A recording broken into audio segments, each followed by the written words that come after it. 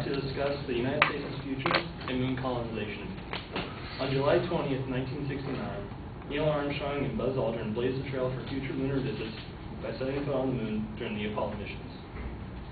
Following this and the rest of the Apollo program, NASA, or the National Aeronautics and Space Administration, took on new programs such as the Skylab Space Station, the International Space Station, and the Avian Space Shuttle in pursuit of the next great leap in space pioneering. However, with the space shuttle scheduled to be decommissioned next year, the United States loses one of its most iconic symbols. In light of this, George W. Bush, reminiscent of John F. Kennedy, stated that the goal is to return to the moon by 2020.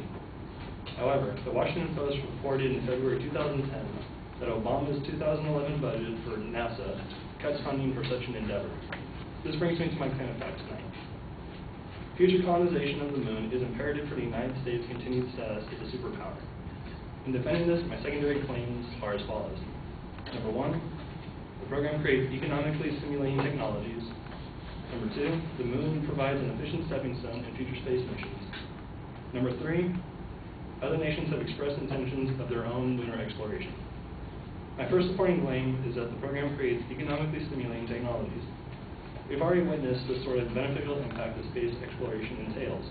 Scott Hubbard, who worked at NASA for 20 years, as well as directing the NASA Ames Research Center between 2002 and 2006, states that overall $7 to $8 in goods and services are still produced for every $1 that the government invests in NASA.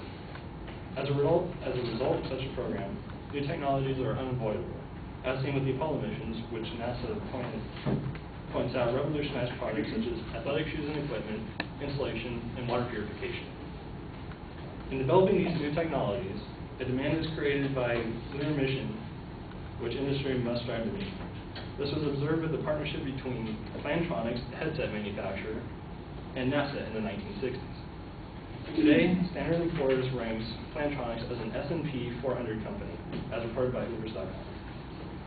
My second supporting claim, the moon provides an efficient stepping stone in future space missions, furthers the idea that such an undertaking is economically viable. A practical use for moon colonization is as a launch site for future spacecraft. This is shown by comparing the escape velocities of the Earth and the moon. An escape velocity is the speed at which an object needs to attain in order to escape the gravitational pull of another object. The Earth, with an escape velocity of 11.2 kilometers per second, is 4.67 times less efficient at launching objects than the moon, with 2.4 kilometers per second. In 2009, CNN.com reported that a NASA lunar satellite detected about a dozen 2-gallon bucketfuls of water after crashing into the lunar surface. The implication is not only that lunar pioneers would have liquid water for hydration, but also that hydrogen and oxygen could be separated and used as rocket propellant. Further, Space.com reported in 2000 that helium-3, a potential fuel for nuclear fusion, exists on the moon in much higher qualities than on the Earth. Such a source of minerals and power can allow more efficient methods of progressing in space, such as Mars missions. My third and final supporting claim, other nations have expressed intentions of their own lunar exploration. In 2008, India launched its Chandrayaan-1 research probe into lunar orbit. While the mission fell short of its planned two-year operation at 312 days, this demonstrates that the United States is no longer in a one-horse race after the fall of the Soviet Union. The Times of India reported on August 30th, 2010, that India plans a follow-up mission called Chandrayaan-2. A more direct threat to the United States comes from China, who, as reported by the BBC in 2002, is planning to establish a base on the moon to exploit its mineral resources. Coming from a nation that has developed a space program that has already launched a human being into Earth orbit in 2003, such an achievement is within the realm of possibility. This brings me to my conclusion this evening. A program to colonize the moon by the United States has explicit benefits in the form of technological and economic gain, as well as providing an efficient stepping stone in future space exploration.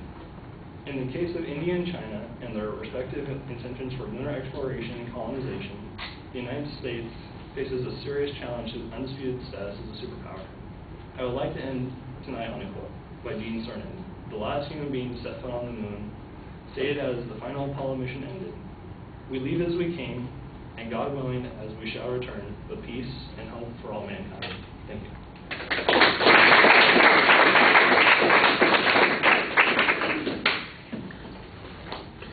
All right, James, I like the introduction. It sets up the controversy. We know what the conflict is right away. Everything's well organized. You do a good job signposting in the body of the speech. The evidence on the first point's a little bit thin. You're having to reach back to the Apollo missions to come up with examples about the productivity of those missions. I did think you had a nice statistic upon the ratio of spending to return that we had, and that was pretty effective. On the other arguments, you're really dependent on examples and hypotheticals. The second point, all on the fuels, you need to tell us a little bit about why those fuels are important and why even going to Mars and doing it in a manned mission is important. On the issue of China and India, well, we've got one example in China's plans, but China's plans are from 8 years ago. I think you might want to update the information on that. So I thought that the inferences, you had good evidence for the most part. The inferences are a little strong given the evidence that you have. You need to speak up just a little bit and slow down just a little bit. Thank you.